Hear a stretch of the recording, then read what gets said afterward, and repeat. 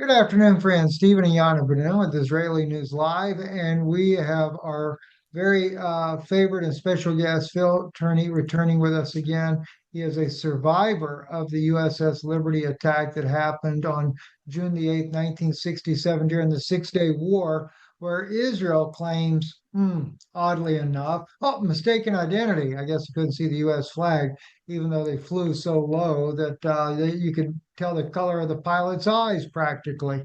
But anyway, Phil also is a co-author of two books, Remembering the Liberty and What I Saw That Day. Those are available. I'll put the link in the description below so you can check this out as well. libertyveterans.org. But Phil, it is nice to have you back. And as always, we so much value your insights. Well, thank you. It's my pleasure to be here, and let's go ahead and dive into it. You got it. So my wife's got a list of questions to ask you, so I'll let her just pick it up from there. Well, Phil, I want to personally welcome you and as well. And I just want to tell you it is tremendous honor to have you on tonight. You are extremely special person to us, an American hero. And I learned about USS Liberty just a few years back. I'm a naturalized American citizen, and I did not know about what happened only a few years back. And to my shock, I couldn't believe that this actually happened. And since then, I talked to many other Americans who have absolutely no idea what USS Liberty is. So I want to describe from your vantage point, describe what is USS Liberty, what happened on June 8th, 1967, from your vantage point, how all of this unfolded, and where were you at the point of attack? Where were you located on the ship yourself? Okay, well, thank you for the kudos. I appreciate that. I don't think I'm really worthy of all that, but I do appreciate it. We arrived on station June the 7th off the coast of Sinai, 12.5 miles. And we cruised normally up and down the coast of Africa is the only place I've ever been with that ship. That's the only place it ever went. So we got emergency orders to go to parts unknown. We had no idea, but they rushed us into the Mediterranean, into go to Spain. We picked up three linguists, uh, marine linguists, and one civilian type guy. Alan Blue, he was a NSA, CIA type guy, which all of them were. All these guys aboard ship, most of them, over 200 of them, had top secret clearances, which I did not have. But the mission on our ship was to pick up signals out of the sky, wherever we could get them, and send them back to the National Security Agency. And we did that. We could do that within 3 seconds, bouncing a signal off the moon back to NSA. On June the 7th, we got in the area. We were overflown by Israeli reconnaissance aircraft, very cleared. They had the Star of David on there. They would wave at us, we'd wave back. We had no fear whatsoever. By the way, we requested, or the captain did, and Commander Lewis requested uh, escort of some kind, a DE or a DD. You know, we were all alone. There's a war zone. We could see the bombs going off. They said, no, that's denied. You don't need an escort. You got your flag. You're a clearly marked ship. Don't worry about it. So, okay, we didn't worry about it. But the Israelis overflew us and overflew us. And they identified this as American friendly. We had a brand new 5x8 flag up. The next day, June the 8th, it started all over again. Low flying reconnaissance aircraft dipping their wings like everything's fine. We were happy to see them because they were Israelis, our buddies, we thought. At 2 o'clock, the savage attack started. And if you have anything to ask, I can go on. Yes. Well, how long was the attack, and was it first the airstrikes or the torpedoes? Okay, the air attack was done by Mystère and Mirage jets, French jets. Uh, by the way, they were unmarked. They were blackened aircraft. We didn't know who was attacking us. We thought it was the Arabs. Certainly, our best friends in the whole wide world wouldn't do it. Right. But we couldn't identify them. We had no idea. And by the way, they jammed all of our radio frequencies, tactical and otherwise. So Where we were couldn't you get on ship. yourself on a ship when it happened? I was on the forward gun mount. Hmm. I just left that spot. A friend of mine named David Skolak went up there to fix the sound powered phones. Hmm. And I had left there.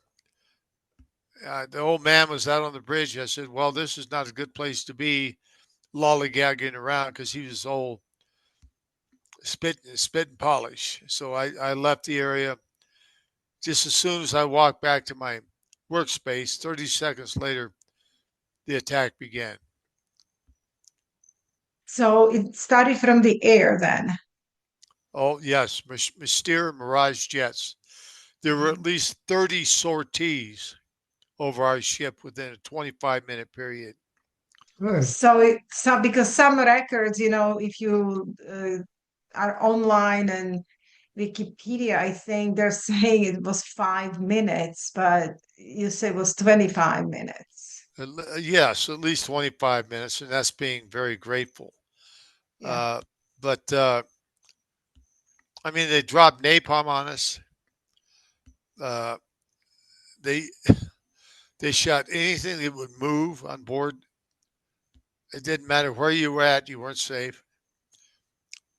Uh, it was undescribably horror.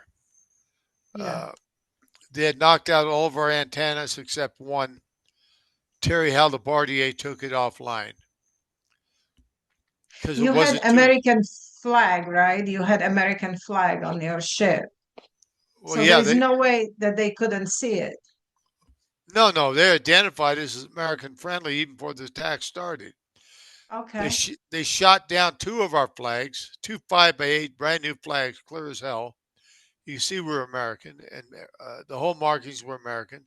USS Liberty on the stern of the ship, and we put up a 7x8 flag. I didn't personally, but the signalman did. 7x13, 7x13. Excuse me, 7x13. You could see it forever. See it forever. We were so close. We see the bombs going off on the peninsula, uh, and we thought everything was good till the attack started. We thought the Arabs were doing it, but no, it was our best friends, the Israelis. They did everything they could to kill everybody aboard that ship just by the air attack. Now, Phil, when they were doing this attack, do we have any record or anything, or did the captain or any of them ever say that they had direct communication with any of these pilots that were flying overhead, maybe where they radioed and had a correspondence with one another? The attacking jets, Yeah, well, even before, even if it was reconnaissance, did they yeah, happen? yeah, they did. They identified us as American and friendly on their war table. Then Mhm. they changed the watch. They said forgot we were there. It took us off our war table, so we weren't there anymore. To them, And what would you, as far as, I mean, we had 34 sailors that lost their life, and what was it, 174, I believe, that were wounded. And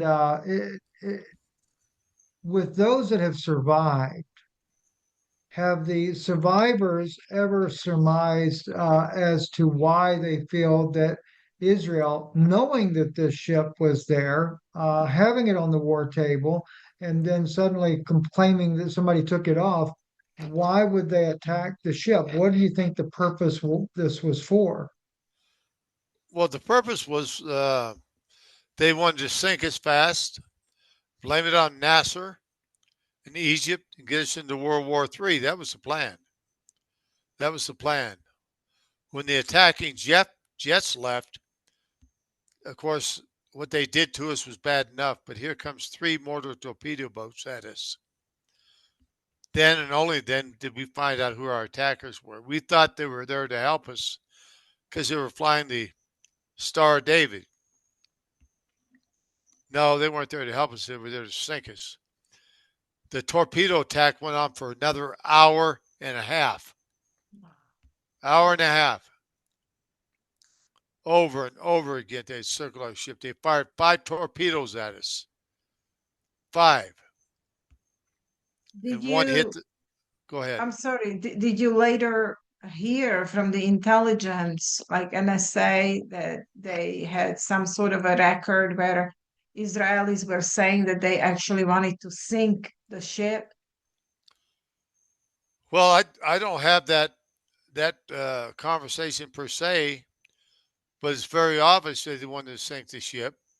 Mhm. Uh, the aircraft were recalled from USS American, USS Saratoga. We got a message out thanks to Terry Halbardier. He hooked up a long wire and got a message out off the only antenna that wasn't tuning.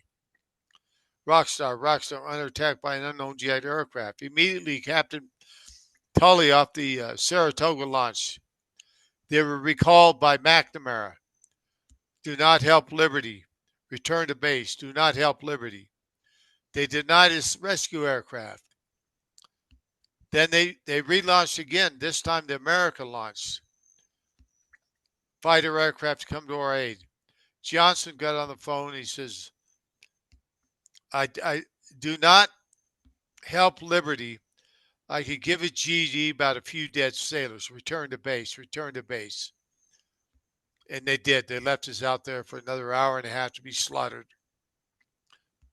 You know, it seems to me, Phil, that this has become a track record of the Israelis, even like with October the 7th. And I lived in Israel for a while back in 2004.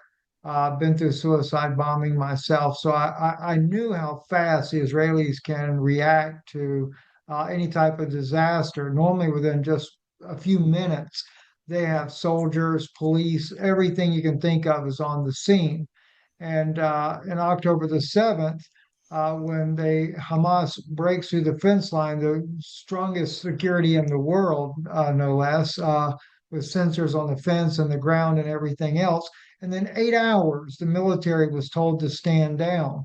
And what you're sharing is a very similar scenario with USS Liberty, with the president of the United States at that time saying he didn't care, he could care less about a few dead soldiers and told them to stand down, return to base. Yeah, that's my kind of question. How did you hear from Israeli intelligence or USA government or Israeli government any type of explanations to you? I mean, you must have been in a total horror and a shock. But before we even go to that, did anybody come to you as a rescue? Did the American government send somebody to rescue They you? didn't. No, they didn't send even a Piper Cub over to see how we were doing. And I have to remind you about the torpedoes. One hit the starboard side, instantly killing, blowing to bits 25 American sailors and Marines, all spies. Blew them to bits. We thought we were going to sink. I mean, our ship was listing badly, rolled over to the starboard side, and I thought we were going to roll over. The old man said, prepare to abandon ship. All the life rafts were shot up except 3. 3 for a crew of 294. They were all destroyed. They were put over the side. 3 life rafts. We were going to put our most seriously wounded in there so they'd have a chance at life. Because there was a lot of men that was just, you can't believe the carnage they put on these men. Brave sailors, Marines. And the So Israelis wouldn't basically, have any of that. They shot them out of the water. They shot our So life they rafts out of the water. Okay, so they targeted lifeboats, anything that could save your life. Anything, Yes. radio antennas, the boat, the life rafts. From what it clearly appears, Phil, Israel didn't want a single witness to survive to be able to accuse later that they did this attack. And sadly, it seems that even since 1967, on June the 8th to this day forward, they've never is there any type of investigation? I have seen where they claim that, oh, it was mistaken identity, which is a total crock. I hate to say it, but that's exactly the truth of it. What can you share with us on those issues? Well, yeah, absolutely. By the grace of God, by the way, we survived. Nobody else come to help us but the good Lord. And, they left us out there for 17 hours all This by is ourselves when help was only 40 minutes away. For 17 hours, they left us out there. And it was carnage all night long. The people that were wounded were so savagely wounded you could barely look at them. I helped in one operation and probably several more, but one of them really stuck out to me is Gary Blanchard.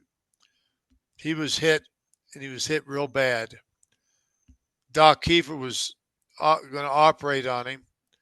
I was holding a big light. They called him a battle lantern, so the doc could see what was going on with the cutting him open. And Gary looked at me and he says, "Take off my socks, please. My feet are hot." And I rubbed his feet, got some circulation. Went over to his side. He says, "You think I'm going to make it, man?" And I says, "No, I don't think you are, man. I'm sorry. I hate to say that, but no, I don't." Doc cut him open and he was already dead. Put a few stitches in him and went on to the next batch. That went on all night long. All night long. It was something that I can't explain or describe to give it the eloquence it deserves in carnage that was put upon us by not only Israel, but our own government. We were set up by our own government to sink, blame it on NASA, get us into World War III. And if we would have sunk, that's exactly what would have happened. Because the American public would have been told, NASA did it, killed 294 American sailors and Marines on the high seas. Do you think the American people would be crawling and dying for blood? We want blood for this. Mhm. And then it got an Yes, ocean full of blood. And that's exactly what we were set up for by Johnson and every administration from Johnson to now. They won't touch us. We're like the plague to them. They wish we were all dead. Right now they do. They're just waiting for us to die out. But we're not dead yet. We're speaking out. And it's about damn time the rest of the American people do and stand behind American sailors and Marines rather than the Zionist state of Israel like every bought and paid for politician in Congress. Two thirds of them are already compromised, except that's Tom exactly Massey, right. except Tom Massey and Marjorie Taylor Greene at this point is all I can figure out. But Yes, it's pretty sad.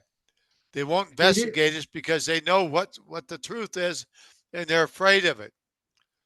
The Yes. truth. Well, APAC runs this nation, Phil, and you already know that. APAC runs this nation, except for, like you said, Thomas Massey.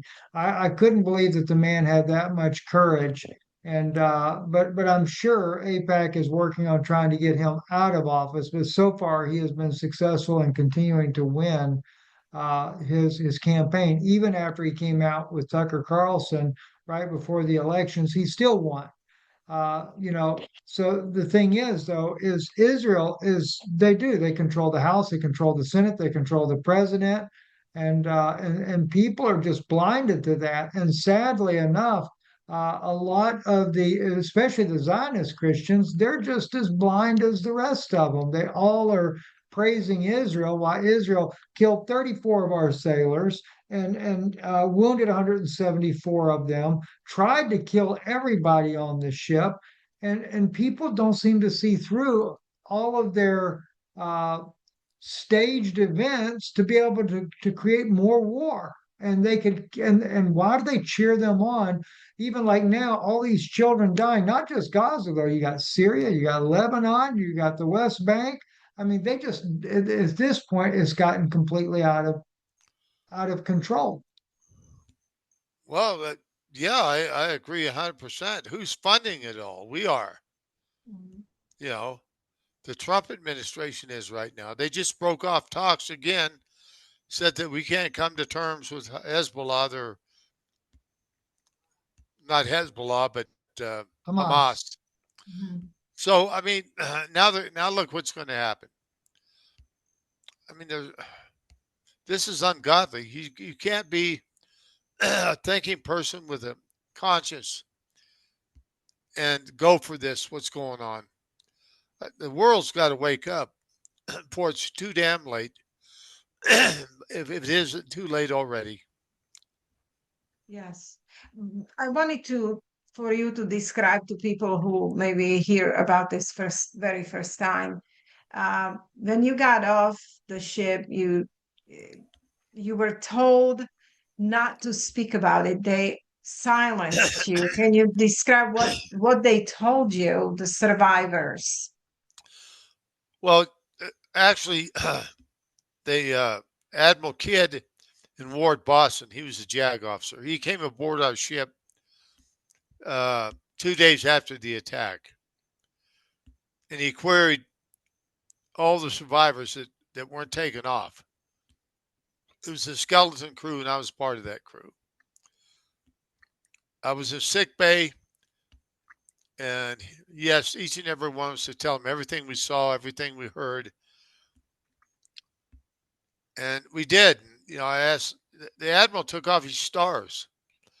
He says, "I got to figure this out. I'm just like your dad. Tell me everything, please." And we did. We opened up to him. Uh, why wasn't help sent to us when we were under attack? Mhm. How come it took us so long to get somebody here? Uh, why would Israel do something like this? Right. And shooting up our life rafts, which is a war crime, which we filed a suit or a petition to the Army Department. That's where it goes in 205, and they tossed it out. They never even looked at it. So that's a crime in itself, right there. But he told us, he said, "Listen, I'm telling you, SOBs, never speak a word of what you just told me." He had his stars back on then. He was an admiral again. Mhm. And he threatened us with fines, imprisonment, or worse. We all know what worse meant. So that was our last hope that was taken away from us, and we just shut our mouths up. We were just happy to be alive. Well, do you know about Captain's Ward Affidavit 2003? Yep. So, and then the Admiral Kidd, right? They stated that attack was deliberate, and I think there was one CIA officer as well um, that stated that it was indeed a deliberate attack. You're aware of that, right? Yes, Yeah. absolutely. Yeah. Absolutely. In fact, I was at the State Department when James Bamford read that declaration. Right. There were two or three Jews on the panel. They wouldn't let me talk. Uh, Michael Oren, A.J. Crystal, and another one. Mark Susser was the moderator, Mhm. and everything went to Israel's defense. Oh, it was a mistake. We're so sorry. We thought you were another ship. And Ward Boston, James Bamford, Body of Secrets and Puzzle Palace, good guy. He read the declaration, Yes. and I was there with along with another shipmate, Joe Lentini. He's passed on now. Joe said it for words, and I tried to get up and speak, and they wouldn't let me talk. They shut me down. Say it's over, but they Mhm. promised us we could speak, and they shut it down at our own State Department. So to Tell me who runs this government. It's Israel. It's Yes. obviously it's Israel. I And want to people don't just admit. ask Phil about a few kind of personal questions. How did it affect your private life, your mental health? I mean, did you suffer PTSD from the event? How did you do afterwards? For how long? How long did you were able to actually live with that? I've never learned to live with it. Okay. But I had forgotten about it. I just wiped it off my memory, my mind, and everything. And I was pretty much self-destructive. I got out of the Navy when I was just 21, and didn't know what path I was going down, but it wasn't the right one. Mhm. And got married and divorced. And then I met my second wife. We've been married 42 years now. I mean, we were already divorced I was already divorced from the first wife when I met Lisa. Mm. But there was an article came out by Stan White in the Rocky Mountain News. It wasn't a long one. It's fairly short about the USS Liberty. I almost fell over. I said, man, if he's speaking, I'm going to start speaking. And I haven't shut up since. That's Right. been 42 years. But Yes. yeah, it's affected me. It's affected my life. You're damn right. It affected my kids' life. Yes. Affected everybody. My wife, everybody. Did you But have they've all. nightmares? Nightmares? Uh, oh yeah, I've had different thoughts, but different things. But I like to run through them when I'm awake rather than asleep, Mhm. and that gives me a little solace. But hell, a lot of my shipmates are. I'm 78. I'll soon be 79. We're all dying out. We had 6 die in the last 6 months. I know. So they're all dying out, and but I'm not dead yet. Or, neither of my shipmates. We got others out there, believe me, that want to get in front of Congress, but they won't give us that opportunity. Well, Uh, Phil, every survivor that's willing to tell the story, we would gladly interview them because that's our desire is to get this story out there, to keep this story alive, so that people can see the control. And I appreciate because you're more candid on this interview than the first one we did, and this is what people need to hear, because you're speaking from your heart of what's happened, and it's really, I mean, the blindness that I had, not to the USS Liberty, but to Israel itself, going back maybe 9, 10 years ago, I would think they could do no wrong, just like the majority of, especially Christians in this country, that support Israel. And even with all the carnage that's happening, they just like they're the cheerleaders, Mhm. and I'm like, and they totally don't know about the USS Liberty, or what they do know is so superficial. And yet, we have, with both with our channels that we have together, we have about 500,000 people, but that's not very many. That's a drop in the bucket, but it helps to get the story out there and for people to know this was not, I mean, this was something that not only did it kill this many men and wound this many men, but it has affected your life so drastically. And my wife also has suffered complex PTSD from the murder of her father. So I have a little idea of what people go through with that, and what you guys have gone through, no doubt, especially being attacked nonstop. It is a betrayal trauma, Phil, because you're betrayed by United That's States his government, government. yes. That's a complete betrayal of you and American people. I mean, how can we ever trust them in Betrayed anything? by the government, betrayed Um, by the admiral, yeah, and betrayed by betrayed everyone. even by your own co-citizens, I would say, especially Zionist Christians who never mention it, who don't care, who are not asking for any responsibility in this. So I guess she would have this betrayal trauma. And I know from my own experience how it feels when some tragedy happens like this and you never get to justice. I mean, all you can do is speak up and speak out and never stop, and open more and more eyes. And we are with you. We are with you in this, and we love you. God And bless Rick Wiles for Yeah. because you were on with Rick Wiles, and we know Rick and Susan, amazing people, and I'm so happy that they did the documentary they did to yes. bring much greater exposure than what we can do, no doubt. So what is your plan? You can keep speaking out, I guess, forever. And you guys are meeting up every year on the anniversary, right? We have been. The 58th we just had in June, and that was in Norfolk, Virginia. There was some controversy there because we had some speakers that they didn't like. The hotel said we couldn't have those guys, Hmm. and I mean they were controversial, yeah, but uh, so we just invited them, and we were getting threats from the people that say we're liars. And in fact, I'm on Wow. X as a Jew hater, Nazi, drunk, liar, pig. See, what else can they call me? This is Well, awesome. they haven't stopped yet, but they continue to dig at me. But that's okay. I'm a big Mhm. boy. I can handle it.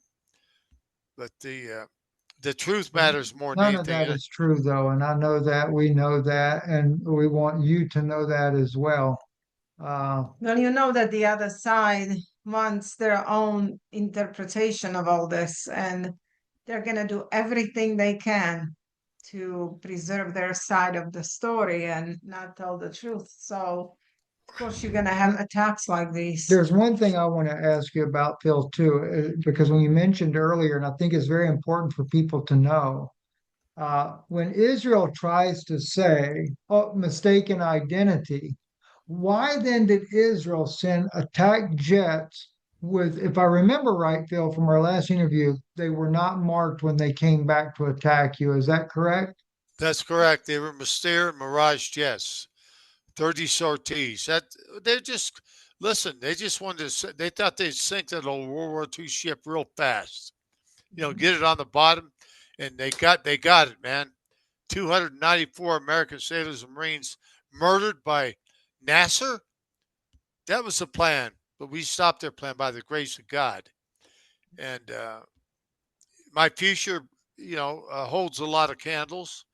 I'm going to start my own podcast starting next month. I don't know exactly what day. It'll be the Phil Tourney podcast. And I'm going to be doing a lot of different things to keep this going, to get the truth out. And you talk about Christian Zionists. Hmm?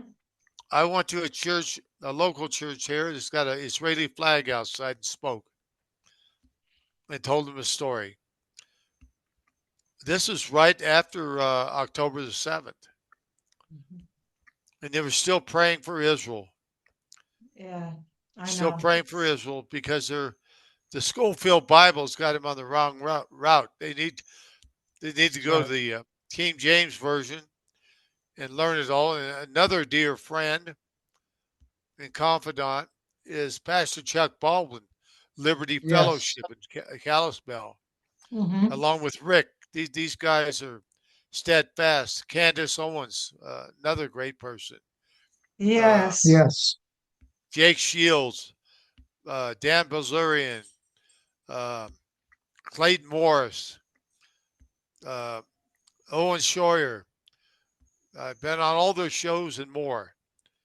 But people are waking up, and with God's good grace, you guys will help us out and keep on spreading the word because I'll tell you what, the USS Liberty truth will break the back of Israel.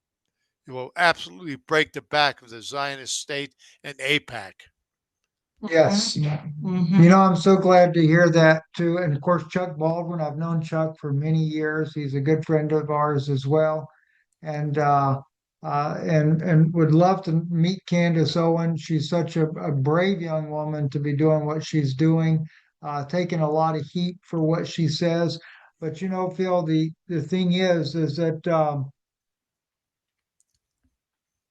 I so appreciate you saying to break the back of Israel and what they're doing because this is not really Israel in the first place. And just like you mentioned, the Cyrus Schofield, they talk about this great deception that's coming. Well, it started in 1909 with Cyrus Schofield when they allowed him to put a commentary in the Bible and D.L. Moody to publish this and to teach this in all these Christian universities to blindly get these pastors to support a state of Israel that they had no business supporting in the first place. If anybody is an indigenous people to that land, it's those Palestinians. And there's already been two Jewish people that followed up through the DNA research that they're more indigenous Semitic Jewish people than the Ashkenazi. I call it the Khazarian Knesset that's running that nation. Absolutely. That's you hit the nail on the head there. But Yeah. it's just we could go on and on, but the truth is the truth. And if you want to support the USS Liberty and support me and my podcast, Phil Tourney podcast, just go to libertyveterans.org, libertyveterans.org, and take a look at our website. We have shirts and coins and books and things that everybody be interested in. Yes. And I must remind everybody, we're a ship. We were dead men walking, and we didn't know it, but we survived.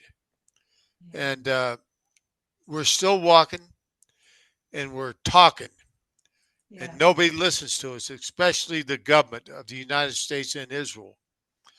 So if that doesn't tell you what the hell's going on, nothing will. And if it was so easy to explain, get us in front of Congress and make us look like fools. Just give us an afternoon. Try to make us look like Yes. fools and tell it was a mistaken identity. They don't have the courage to do that. They don't have the backbone because they're all bought and paid for puppets of the Zionist state. Yes. Absolutely. On your website there, I will go and check it out myself. I know that I'm reading here that there was some kind of a partly declassified document that actually did suggest there that the controllers ordered pilots to sink Liberty and expressed frustration when ship remained afloat. So there is some sort of a document that was declassified. Do you have a hold of that document? We have many of them. I don't have the exact one in front of me, but our historian does, Joe Metters, Okay. and he's got everything there. But Yeah. yeah, Not that it matters for them at all, Phil. I mean, they're no, not, no. no matter how much you put it in their face, no matter how declassified it gets, no matter what you say, it seems like they're just not going to do anything about it. And Phil, one thing I'll say, and we'll let you go because I know it's getting late as well, but let me say this here. The fact that our news broadcast is called Israeli News Live, which if I had it to do over, I would have never given it that name, but we did, and that was because we didn't know at the time. But it also, in a way, it's kind of a thorn in their flesh.